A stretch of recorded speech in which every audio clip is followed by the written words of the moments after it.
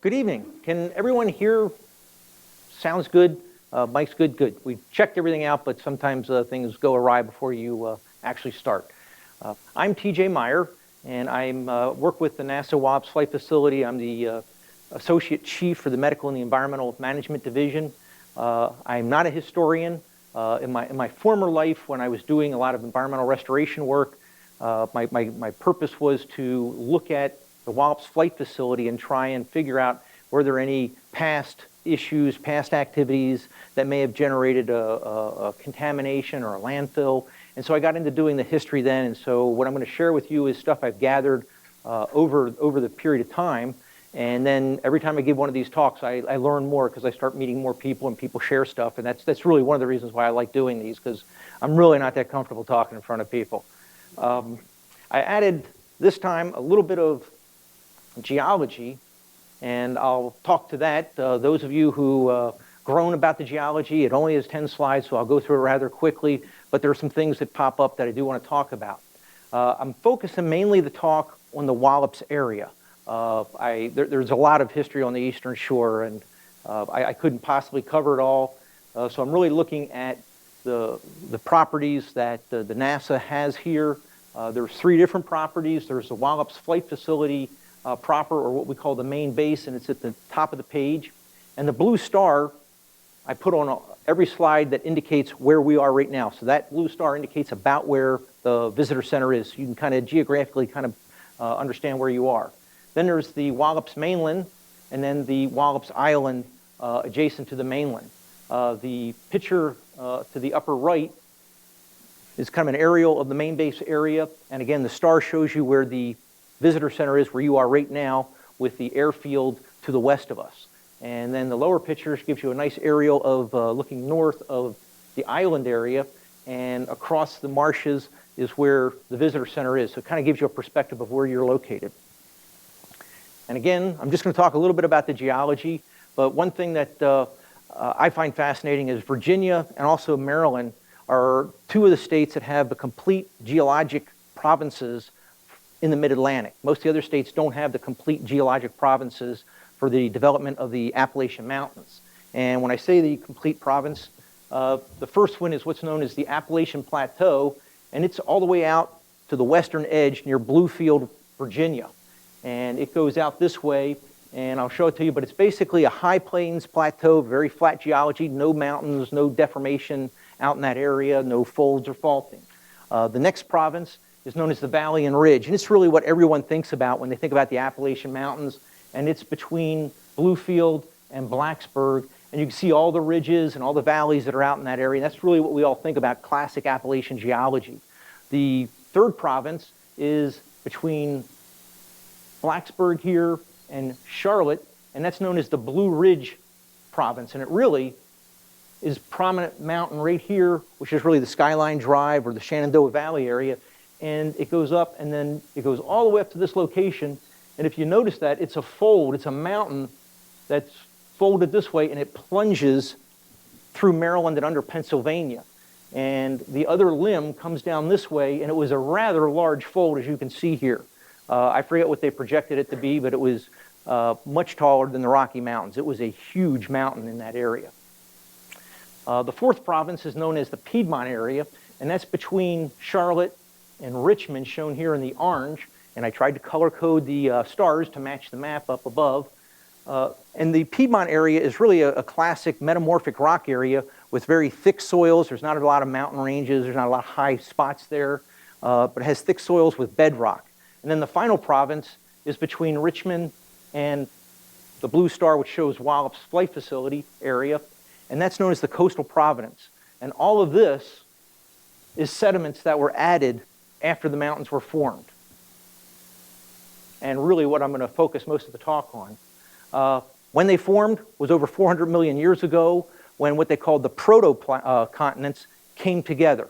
So it was what was there before South America and before Africa collided with what was there before what you call North America. And where that collision occurred is what they call the suture line between the former continent or the current continent South America and Africa and North America up here. There was a suture line. And out here, there was very little folding, just some rocks that were formed that make the Appalachian Plateau. Here's the Valley and Ridge area, the Blue Ridge, the Piedmont, and the coastal plain, which doesn't exist yet. It hasn't been formed yet. About 100 million years ago, the continent started to separate again and spread apart, forming a large ocean, which eventually became the Atlantic Ocean. And by and large, the North American continent started to evolve and started to look pretty much like what we're used to, except for one thing. There were no barrier islands, there were no coastal plains. Everything east of Richmond or Washington, D.C. did not exist yet. So it was still yet to be added. The Florida Peninsula, you can kind of see there's like a stencil around it. That area didn't exist yet. So there was still quite a bit of development to occur along our coastal plain. Now, people have often asked me, did a meteorite really strike this area? Did it create the Chesapeake Bay? And the answer is, yes, a meteorite struck it, but the Chesapeake Bay, when it struck, didn't exist. The meteorite impact happened about 33 million years ago. And so there was no Chesapeake Bay, and in fact, there really wasn't a Delmarva Peninsula. It actually struck off the coast of Richmond at the time, and it created what they call a submerged or a submarine crater, so it was underwater in that area. Now, what the crater did do is it greatly influenced the development of the Chesapeake Bay and the formation of the bay, and really the formation of the Delmarva Peninsula. Now, the way they found out that there was a crater here was, for years they were drilling and collecting data while they were drilling, and somebody started pulling them information together, and it was finally the USGS that really did an exhaustive look, and they noticed that whenever they drilled down around the crater on the outside area, they had a complete set of the strata, complete set of all the sediments that had been laid. And the same was true out here when they drilled off the coast. But when they drilled inside that crater area, either looking for water for the Delmarva Peninsula or down in this area here near the Norfolk area, they found a very confused and very chaotic structure. And the more they looked at that, and the more they investigated, the more they realized that there had been this large disturbance, and then they started collecting better samples, and they found the evidence for the meteorite impact in that area. When I say it didn't create the Chesapeake Bay, well, again, the Chesapeake Bay wasn't here yet, but this large crater in the ground basically created a basin that needed to be filled. And so the sediments, rather than forming the Delmarva Peninsula up in this region, started trying to fill in that hole that was there. And so it did influence, and if you kind of look at the map, you can see that circular pattern of the crater definitely influenced the coastline in that area. And so between 33 and 5 million years ago, things were pretty quiet, still more erosion, still adding more, but by and large, the Delmarva Peninsula hadn't been formed yet. Again, at this time frame, they were still trying to add all this sediment out in the middle here. There was some sediment being added, but it was still pretty shallow seas in this area. And this was up to 4 million years ago. Now, I'll show you a picture in a little bit. There was a lot of sediment that was added. Things really started to pick up during what they call the Ice Age. There was a large amount of glacial activity. Starting about, really about 50 million years ago, and then moving forward, it got really intense about 5 million years ago. And you can see this is a sea level rise, and then these are sea level falls. And each one of those are associated with mini glacial periods or larger glacial periods. And every time there was a glacial period, there was this intense period of erosion, and then all that sediment that got eroded from the mountains that used to be there in the Appalachians, again, they were much higher than the Rockies, all that stuff was getting eroded and put all along the coastline. And so this map here shows you all that sediment that was forming New Jersey and that was coming down and forming Delaware and the upper part of the peninsula, and even coming out of the Maryland area. Again, this is the Piedmont. All this sediment was coming out of the ancestral Patapsco and the Patuxent River and filling in. And so about 200,000 years ago, you really started to see these ancestral rivers popping up and these long peninsulas that were developing. As I said, there was a lot of sediment. People don't realize just how deep that early Atlantic Ocean, that proto-Atlantic Ocean was, but somewhere underneath of the Delmarva Peninsula in this area here, they estimate that there's anywhere from 7,000 to 9,000 feet of sediment. So there's a fair amount of sediment that needed to be added. And that's just here. You have to think, all that was getting added between New York, and all the way down and around South Carolina and even further down into Georgia. So it was a ton of sediment that was getting eroded and added to our continental shelf and building up that shelf. And even this sediment goes out 25, 30 miles from our coastline currently now and forms the continental shelf. So there's a lot of sediment that used to be a mountain range just west of us. However, the Chesapeake Bay hadn't evolved and the Delmarva Peninsula wasn't completely done. For about 500,000 years ago, 500,000 years ago, the ancestral Susquehanna River was basically forming the channel of the Chesapeake. And I point this out because a lot of people probably have heard about these ancestral river channels, but they're really important to our water supply. And the ancestral Susquehanna came down, and this portion of the Delmarva Peninsula didn't exist. And so it was cutting across this way and forming a channel. And then about 150,000 years, it had migrated further down and formed a channel. Glaciation was still happening now, and this was getting added on, and as more sediment got added, the ancestral Susquehanna mouth, or the mouth of the Chesapeake, kept migrating further south. And the important part of that is these red lines show where the channel used to be, and this map here shows you where the channel cut across. And each one of these, this is considered the Exmoor, this is Belhaven, and all the way down to the Cape Charles. Each one of these were rather large channels that went across here. Essentially, they were the earlier versions of the mouth of the Chesapeake Bay. And when they filled in with a lot of gravels and sands, and they provide what's called a prolific amount of water in our aquifer, and they're very vital. There's a group called the Eastern Shore Groundwater Association, or Groundwater Committee, and they have been monitoring these and mapping these, and they're really trying to preserve those and make sure that we don't build the wrong features over top of them and cause problems to those groundwater aquifers. So when people talk to you about these former channels, or talk to you about the Exmoor Channel or the Belhaven or the Eastville Channel and the aquifer there, this is really what they're talking about. And then finally, in the present day, between 18,000 years ago and really about 5,000 years ago, the Delmarva Peninsula and a lot of the barrier islands were still developing and still forming along the coastline. And now we're at the present time, and I really went through a lot of that because people always ask me, well, are there dinosaurs here on the Delmarva Peninsula? And the answer is no, because it just didn't exist when the dinosaurs were around. Now, on the other side of the shore, near Greenbelt, Maryland, they found dinosaur footprints, and you'll see dinosaur or prehistoric shark's teeth at Calvert's Cliffs. That's because that was a shoreline upwards of 50 to 80 million years ago, but this place didn't exist, and that's one of the reasons why you just don't find any of those earlier fossils here.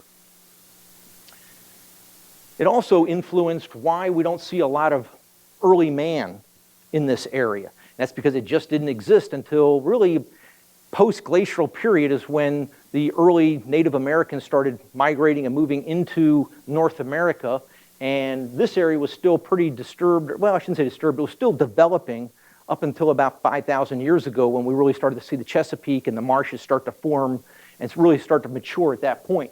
And so that's when you really start to see early man starting to come into this area, and this last column here kind of illustrates, at least in the Delmarva, or I should say the Delaware area where they've mapped this pretty well, some occurrences and some villages and things like that up in that area. So we really didn't see a lot of early man here until maybe, certainly not before 18 to 12,000 years ago, but really they weren't staying here or living here in long term until probably 6,000 to 8,000 years ago. In our area, the main group was the Powhatan chiefdom, or nation, if you will. And on the eastern shore, they were largely comprised of a bunch of smaller tribes. They all spoke dominantly the same language. They could trade and they could work with one another, but there were really lots of small tribes in this area.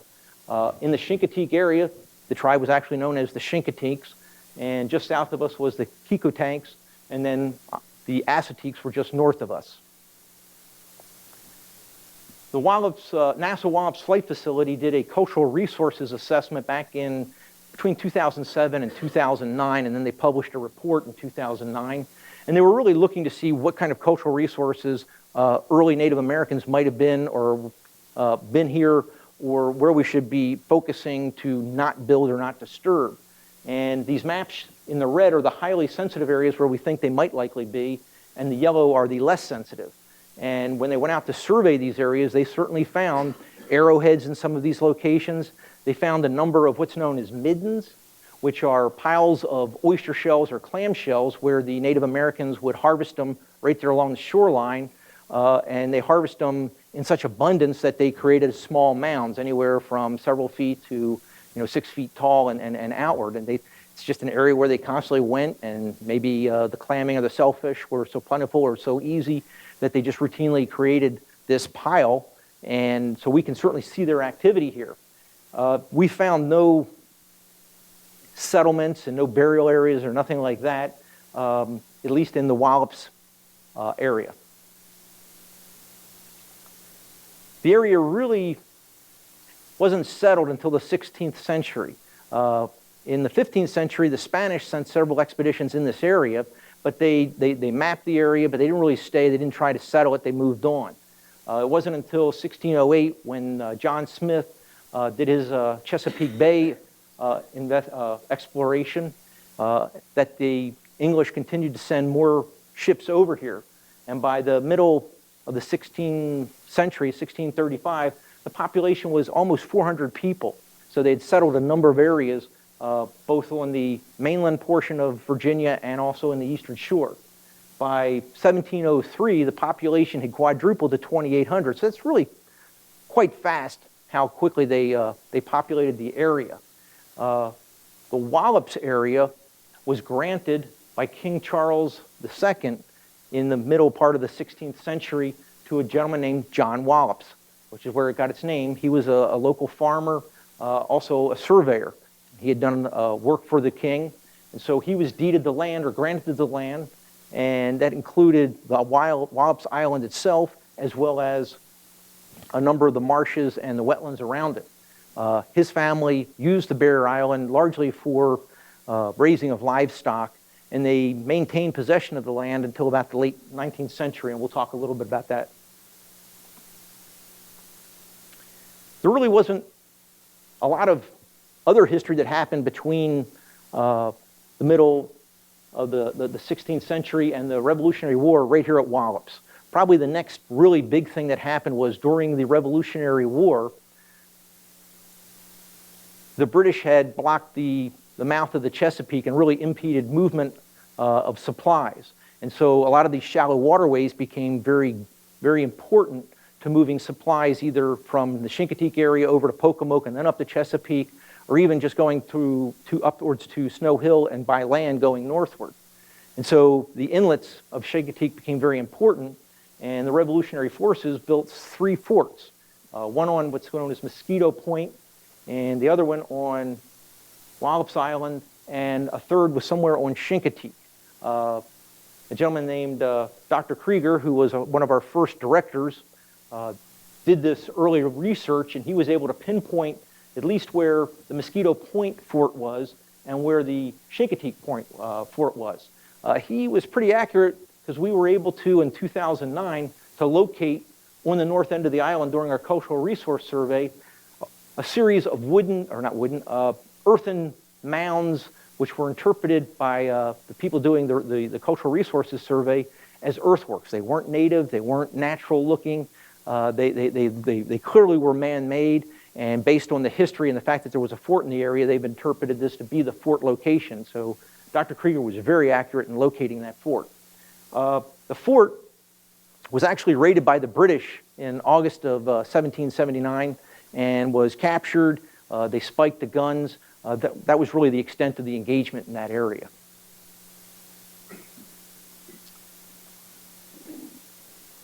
After the Revolutionary period, the War of 1812, again, really didn't have a whole lot of impact on our area.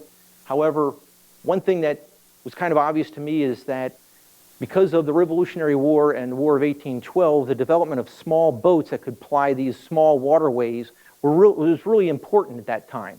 The sloops and the schooners were really very useful in moving supplies, And they eventually became very good at moving in those waterways for fishing and for shellfishing and for also transportation. And that activity picked up to such a degree that we started to see lighthouses appear, first down at Cape Charles and then up on Assateague, to help guide those small boats moving in and out of those coastal waterways. It was about this time in the 1840s that we started to see steamboat activity in and around the Chincoteague area, and I'll talk a little bit more about how it moved to Wallops Island. There wasn't a lot of activity here or major engagements during the Civil War, but I did learn recently that at the beginning of hostilities in April of 1861, the farming communities, or the people that were more inland on the eastern shore, kind of sided with the Confederacy, and the people that were on the islands or more fishing oriented tended to side more with the North, just because they were more aligned with their values or what they were doing or their lifestyles. And the fact that the island people, especially in Chincoteague, were watching the movement of boats, they were guiding the naval forces, the Union naval forces, as to when Confederate or British ships moved into the area. And some Confederate ships British ships that were flying flags moved in September of 1861. The local Chincoteague people contacted the Union Navy, and they helped guide a iron-sided, propeller-driven battleship, basically, is what it was. They called it a ship, and it was the USS Louisiana, and it moved into the area, and it engaged these British and Confederate flag-flying boats, and it basically sank the one known as the Venice right here in Cockle Creek.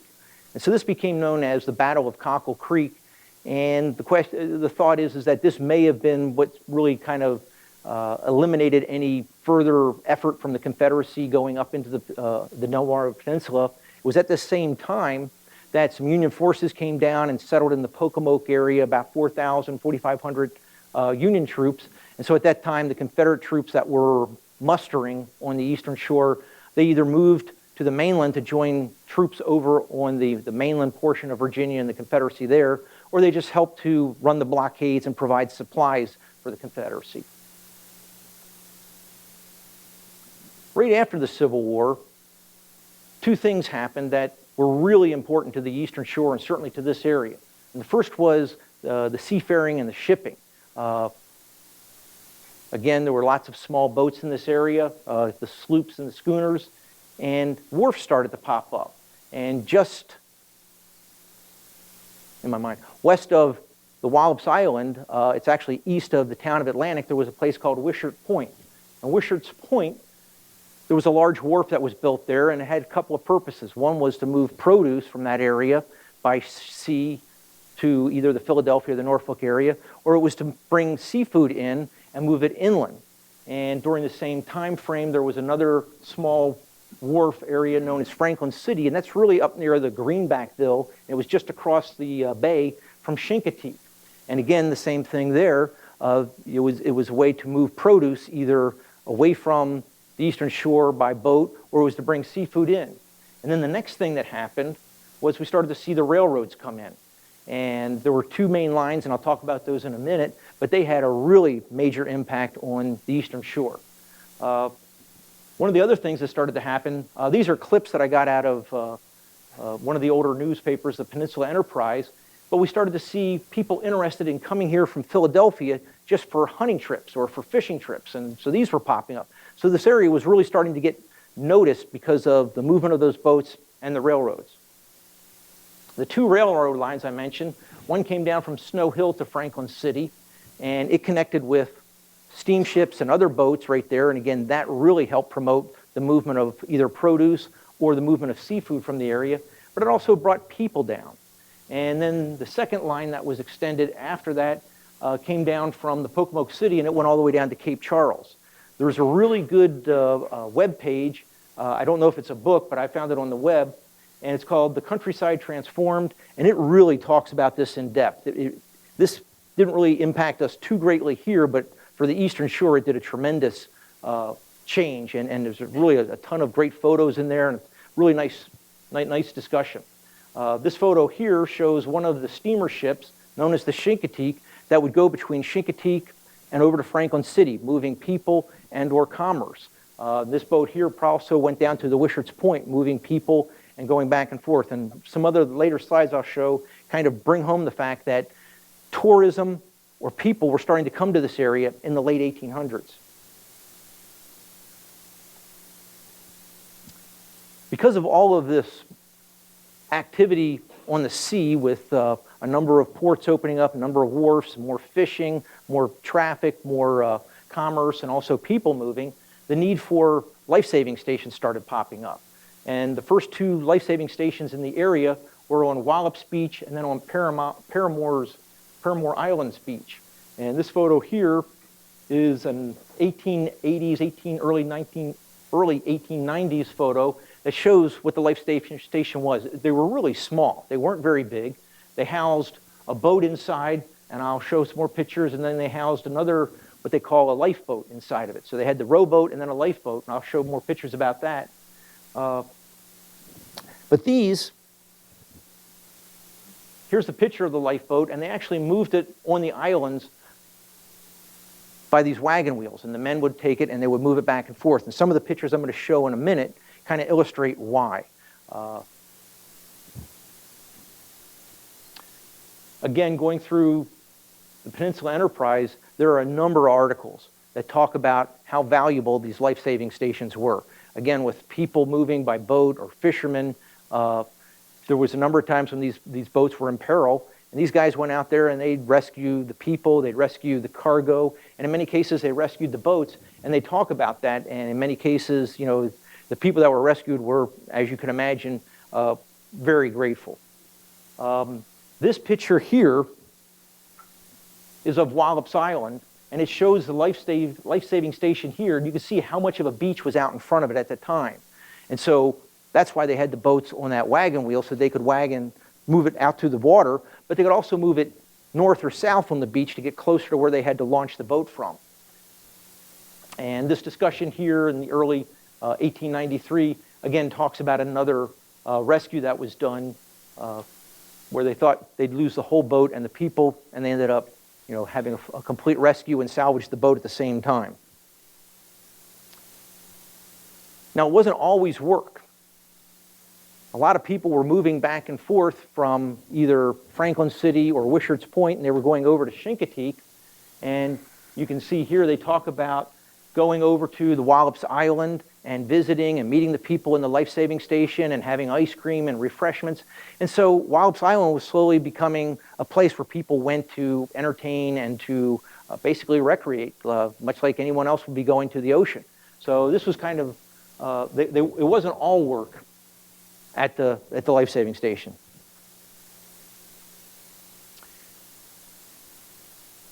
Now here's a photo that's a close-up inside the actual life-saving station. In about 1900, 1910, they started expanding the life-saving station. They added a second door, they added more boats to it, they added more men. And I never really could figure out what this was until I came across this up at the Lewis Historic Museum. And what it was a small lifeboat that they would actually tow behind the rowing boat. And they could put more people into it and bring those people back rather than having them inside the rowboat with them. And sure enough, there it is, right there in the picture, once I zoomed in and took a good close examination of it. This is a pretty popular postcard. I've seen it in a number of publications, and it said the wigwag drill, and I didn't know what that was, and so when I did some exploration, it was a form of signal coding using a single flag where they would wave back and forth to message to people up and down the beach what was going on, or if they had somebody on a boat, they could signal back and forth. By the 1920s, the life-saving station had turned into the U.S. Coast Guard station, and they painted their building white. And again, when I was up at the Lewis Historical Society, I found this image to the right, and I thought that was really interesting, because you got to wonder, what motivates them to get these guys to train, to run out there and play in the surf, and do all the things they have to do for the to serve the life-saving station? Well, if your motto is, you have to go out, but you don't have to come back, that's a pretty good motivator to say, well, we better be good at what we do, because, you know, it's up to us to bring ourselves back once we go out. And then in 1933, probably the unthinkable happened, and a really powerful hurricane hit the Mid-Atlantic region. And I'll talk about this a little bit, but when it did, the Coast Guard moved their station from here inland about a half a mile, and then they put up 2 towers. And this picture here shows in 1962 what those looked like. The Coast Guard wasn't here anymore, but their towers remained. And in the lower corner to the right is the tower with a little building or a cupola on top. And then you can see the lifeguard station up there with the tower nearby. And this gives you a different view. And the reason why they had the 2 towers is the one tower near the building could keep in communication with what was happening out by the beach, but it could also survey what's going on in the intercoastal waterway. So if there was a boat that was in trouble there, then they could go with their boats out along this long runway here, or actually it was a boardwalk, and then launch here and go out to rescue. And then if there was trouble in the Atlantic Ocean, they would move the boat by wagon out this way to this pathway and then go out into the ocean. So that gave them more coverage, and it gave them a lot more flexibility. Here's a picture of what the Coast Guard station looked like in 1973. It still had the tower with the building on top. By 2010, NASA had started to prepare the building for disposition, so they stripped off the paint on it because it had lead paint on it, and they cleaned out the asbestos that was inside of it, and they basically are setting it up to trying to disposition, and they're still looking for a buyer. So if anybody's got an interest, it's still available. Now, parallel to the life-saving station development was also the fact that people were coming down and utilizing the beaches, and Wallops Island was purchased in 1889 by a group out of Philadelphia, Pennsylvania area. A series of about, I think, 12 to 15 families initially pooled their resources and bought the island. And their whole approach was it was a place where they could come down and entertain during the summer and relax in the summer and enjoy the weather here versus being up in Philadelphia in the summer. And they also could come down and they could hunt or they could fish in the wintertime. And there were certainly many articles I came across where the men came down in the wintertime or the club members came down for just a weekend for entertainment. And what brought them here was the railroads. They had easy access to come down the railroad, get to the town of, like, say, Oak Hall, get off, and then come over. And it was an easy trip over to Wishart's Point and then out to the island. So it was relatively, all that's tying together as to why this got developed the way it did. The building shown here is probably one of the more popular ones, but it is not the original building that was actually out there. Pay attention to the fact that there's 3 chimneys here, and then there's a whole second wing. The first building that was actually built is shown here in these photos, and the best one to illustrate was this one here. And it only has the left wing. The second wing hasn't been added, and there really is only one chimney that you can see from the front of the building. You can see a second one in this photo up here, but that was in the back part of the building. This was procured by a gentleman named Mr. Stout from Portersville, Pennsylvania, and his goal was to build a 20-foot by 120-foot building. I don't know if that's the dimension of this or the final one, which I'll show you, but he came down here and he hired somebody out of Chincoteague to help build the building. And if you'll notice, this photo is from his family album, the Stout family album up there. So very quickly, I found an article just a couple years later in the paper that talked about the fact that they were doing improvements and additions to the clubhouse. And here now you can see that they've added that second wing on, and they've added the porch all the way across the front of it. So they were constantly upgrading the house because they started to get more members. And I think in its height, they probably had about 50 families that were, coming down different parts of the summer, taking advantage of this and basically coming down throughout the year. By 1898, they added a telephone line across from Chincoteague to the Wallops Island area. And these photos here just kind of give you a better picture of what the building looked like. And they built this right on the beach, which is going to become an important factor in a minute.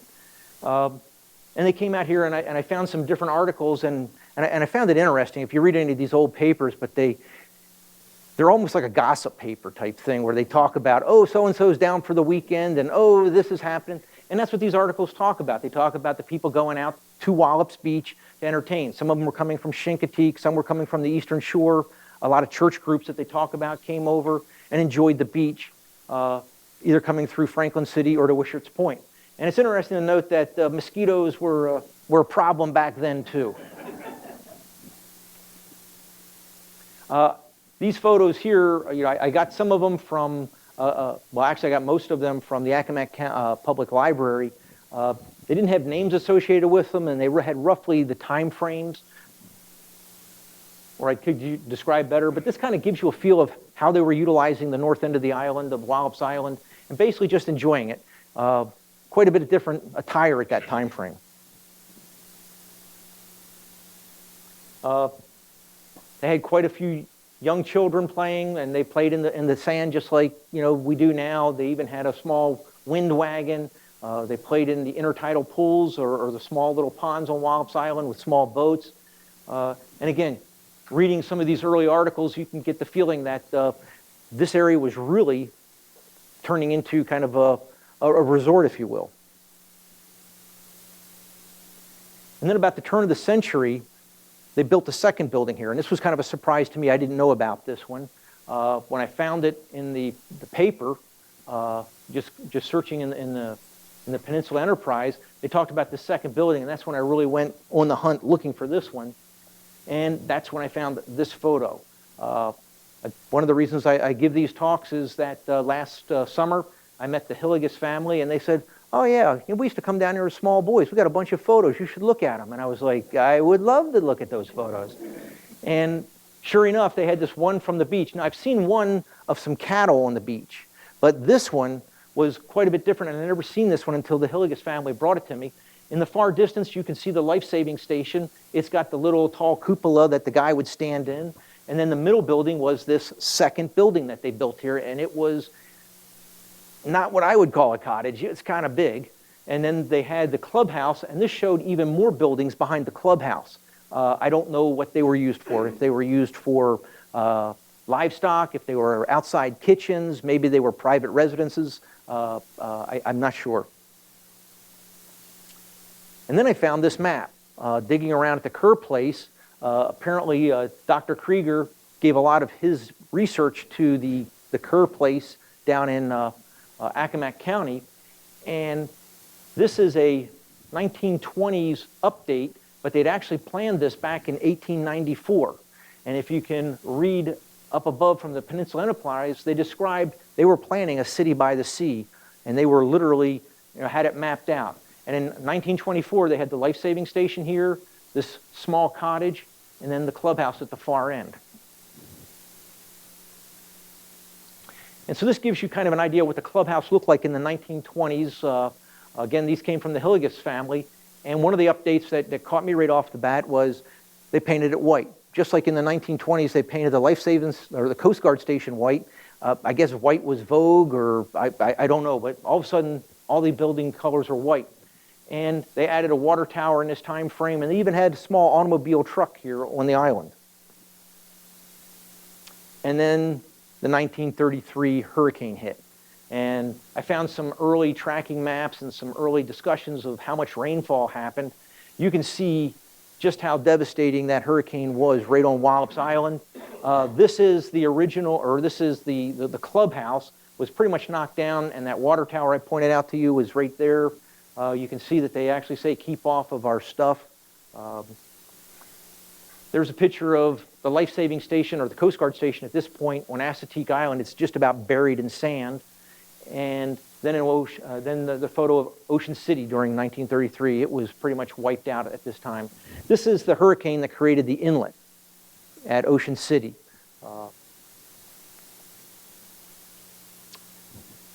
And one of the other stories I met that I'd like to share with you is it's captured in the Eastern Shore by coach and by four.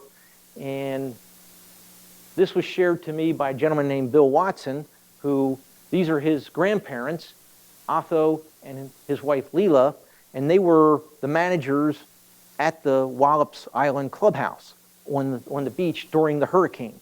And they had two sons with them, Marion and Herbert. And Herbert was married to a lady named Bertha, who were Bill's parents. And Bill was just a young boy. Bill's in the back. Bill, you were what, 2, 3 years old? 3. So I'm not going to say how old he is, but you guys can do the math. And in the book, they actually chronicle what happened during the hurricane. They talked to Otto and his wife, and they chronicled what happened. And they talk about the fact that they could see the impending storm coming, and the fact that a number of people decided to leave the island, but about 50 people decided to ride the storm out on the island. And after the first night of the storm, Otto and his wife realized this was not going to be an ordinary storm, and that the building that they were in was seriously being undermined or eroded away. And so they gathered everybody from the clubhouse and from the Fuller cottage and went down to the life-saving station, to the Coast Guard. And it was about that time the Coast Guard was realizing, this is a bad place to be for us too. And so they moved inward. The plan was to go inward through waist-deep water and get to higher ground and into a forested area and hopefully be sheltered and survive through. And that's what they did. And in that process, the person carrying Bill, who was 3 at the time, got swept away. And luckily he held on to Bill and recovered himself and got back and was able to make it to the sheltered area in the higher ground inland. And Bill's here with us today. And I appreciate Bill for sharing all these photos with us and sharing this book with me and sharing your stories. This is a photo of the Fuller house. This is the only, out of the 3, this is the only one that survived. This is taken right after the hurricane hit, and you can see how much erosion happened underneath of it. There's probably 3 to 4 feet of beach that's been eroded away in front of it, and the underpinnings are missing, the stairs are kind of collapsing, part of the porch has fallen in. So it took quite a beating, but the Coast Guard station was unlivable, and so was the clubhouse. And so following the hurricane, the Hilligises, their family still was part of the club, and what happened was the Fullers donated their building to the Wallops Island Association, and that became the new clubhouse. And so a lot of people see this photo here or some later photos, and they think this was the original structure. It was not. This was actually a converted version of the Fuller cottage, and they actually took the cottage and moved it back some additional distance from the beach. Here's the old foundation and stair step, and they'd moved it back to get a little bit more distance from the beach.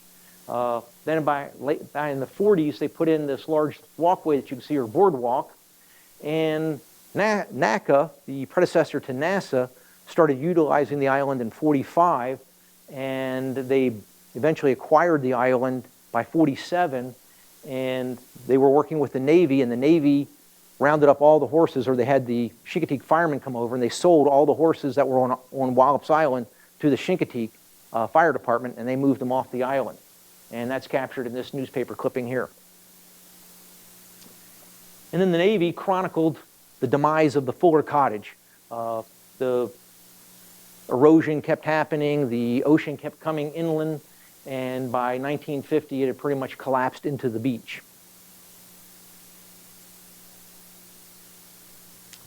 People have asked me exactly where was this located, so I'll give you kind of a better clue.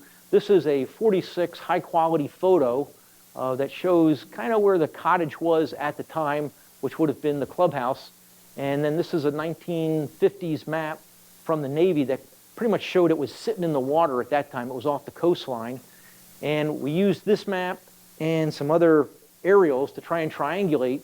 I found a direct flyover that showed where the building was, and we were able to kind of use the building and the distance from the road. And we mapped out about where we think the building is now. So the erosion probably happened and went back all the way back to here, and now we've been slowly adding sand to the front of the island. So if it had just hung on for a few more years, it would have been okay. But it didn't. And this is the group of people. This is Bill Watson, and this is the Hilligises. Don's in the middle with the green hat, and his wife Jamie, and then Dave and his wife. Dave's got the white hat. Dave's the one that I met at the 70th anniversary, and he's the one that shared the photos with me, and he came down here and we went out and did a tour, and he looked around and he said, this doesn't look anything like what he remembered. And if you remember some of those photos, there was not a lot of vegetation on the north end of the island. It was a very denuded island back in the 1930s and 40s when he was here. And he handed me a box of wooden parts, and he said, I collected these as a small boy on the island. And he says, I think they're NASA rockets, but they were all wooden parts. And I was like, well, I'm not sure what they are. So I was intrigued, and I found some serial numbers or some information. And so NASA, if they do one thing, they keep records, and they have prodigious amounts of records. And so I went back through the old negatives, and I found some that talked about campaigns firing the RM-2 rockets. And that's exactly what that said up on that one. And it said 19B, and I was able to research the 19B, and they fired those in the February of 46 and in May of 46. So he could have come here, you know, the summer of 46, and they could have been just washed up on the beach at that time. What's interesting is that you can still see the wooden, the burn scoring inside. And then I did a little more research, and sure enough, NASA was firing the RM-2 rockets as part of a drag experiment, and the RM stood for a research missile. And then I went to the Shortle book, and he described that the RM-2 rockets were made in the Langley wood shops and then shipped up here, and the idea was to keep construction at a minimum. And the other thing I thought was really interesting, and it really bore out that these were ours, is they talked about adding, as the wings became thinner, they added a thin piece of metal. And I don't know if you can see the metal here, but there's a metal strip on the edge here and here. And so this guy picked these things up back in 1946, 47 time frame, had them sitting in a box in his house, and now he returned them to us, and they're going to be here at our visitor center in a display. So I thought that was really neat that NASA, you know, was firing wooden rockets, because I certainly wouldn't have known to go research this and look for that. And so now I'd like to recognize and say thank you to a number of people that really contributed. NASA Wallops Flight Facility has certainly given me a lot of opportunity to collect this information and to talk to you. Susan Dunn and Mike Bonsteel worked with me, and they helped get these pictures scanned and were good people to bounce ideas off of. A lady named Rochelle Lutag works down at the Accomack County Public Library along with Drs. Kirk Mariner and Dr. Brooks Barn. And I've borrowed some material from them. I've tried to reference everything that was yours and included here. Anybody who's got roots in the Eastern Shore or interest in the Eastern Shore and the history, they have a great room down there that talks about the Eastern Shore history. It's a great resource. And then right across from them, there's the Kerr Museum down in Onancock that I would recommend you go down to, because they've got tons of information. They had a lot of our information that I didn't even know was down there. I had to go down there to find our early information. So I thought that was interesting. Both Dave and Don Hilligis's and their wives for coming out here and for giving us some additional information to learn about the development of the Wallops Island Club. And then Bill, thank you again for taking the time and talking with me. And then the U.S. Navy, because they were the ones that were able, they've got tons of records about when the Navy were here, and they'd taken photos of the clubhouse before it finally collapsed, and I was able to get those from them. So with that,